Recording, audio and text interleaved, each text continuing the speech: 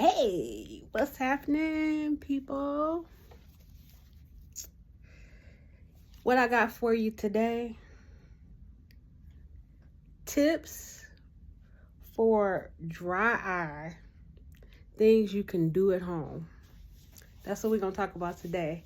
Hey, for all of y'all that's been checking me out, welcome back. For those of you that don't know me, my name is Shirley, and this is Life Through My Lens as an optician. 30 years of experience. So hey, today we're going to talk about dry eye and some things you can do to get rid of it or alleviate it, minimize it. How about that? Because you really sometimes you can't get rid of it, but we can make you as comfortable as we possibly can. What happens with dry eye is that there are glands in your lids, and sometimes they become clogged, and then the tears can't move around like they're supposed to. The oils that these glands secrete don't get secreted like they're supposed to. And then you have dry eye. Other things that can cause dry eye: working on the computer, you're less likely to blink. I forget how many times people normally blink without thinking about it, but if you're on a screen the majority of the time, you're less likely to blink because you're focused. So, and then there are some medications that can also give you dry eye.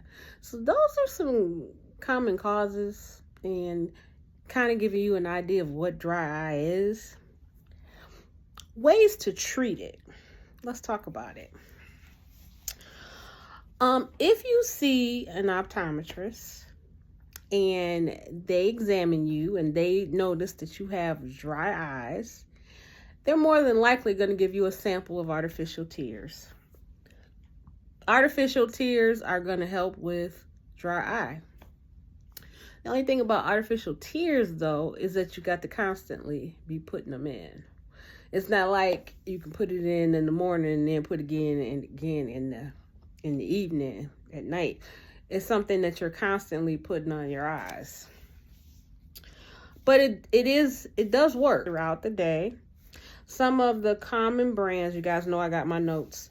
Some of the common brands are Sustain and Refresh. And then there are some that you can get those brands in gel form as well. Now the gel is used for at night, and that's like gonna give you the most relief. But those brands are great, and you want to make sure they're preservative free, because the preservatives do what they call cause an inflammatory effect, and basically that's just going to make your eyes drier, more irritated. So you want to make sure they're preservative free. Next thing that we can try is a warm compress. The warm compress is going to unclog the glands that are inside of your lids. Okay, there's a brand called Bruder Eye Mask, and it's reusable. You're basically, I think you heat it up in the microwave. It's something you can buy on Amazon, and they call that moist heat. And you put that on for about 10 or 15 minutes, and that's going to get things flowing. Unclog the glands in your eyes and get the oils flowing to help alleviate that dry eye. I will take a look and see if I have a link for the Bruder mask, and if I do, I will attach it in the description. Next thing, manage the symptoms of blepharitis. Okay, basically, in layman's term, blepharitis is like, you know how you have dandruff on your scalp? Blepharitis is like similar to dandruff in your lashes. And And the way I was taught, baby shampoo is something you can use to get that area clean. That's going to also unclog the glands if they're clogged from that blepharitis, and get the things flowing again. You want to clean your eyelids. That's something you would probably do once a day. They do also make lid scrubs that are made specifically for this. If I have links for that, I'll also add that to the description. But the old school thing that I was taught was just some Johnson & Johnson's baby shampoo, because that's not going to burn your eyes and it'll get your lids and lashes clean. Okay. Blinking exercises. So like I was telling you earlier, one of the reasons you have dry eye is because you're focusing and you're not thinking about blinking. Okay, I didn't write it down, but I saw a statistic about how many times you blink normally without thinking about it. But you're not going to do that if you're focused on that screen, that computer, that phone. You're less likely to blink. Me, myself, I do suffer from dry eye.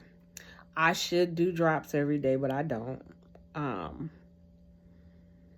But I have drops so that in that, because of what I do, I have access to drops. So if my eyes get really dry, I'll put some drops in. Now, one of the things that I noticed, like, it's this eye that really bothers me, my left eye. And it gets so dry that it feels like somebody's poking me in the eye, like a prickly feeling. Okay? Gets really dry. And that's kind of painful. So at that point, yeah, I'm going to put some drops in. But it's something that I should be doing on the regular that I don't. But blinking exercises. I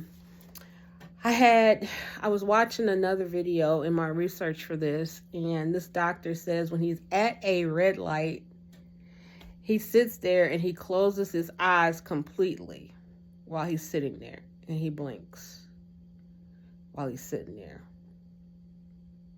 Because some people, believe it or not, blink and don't close their eyes all the way.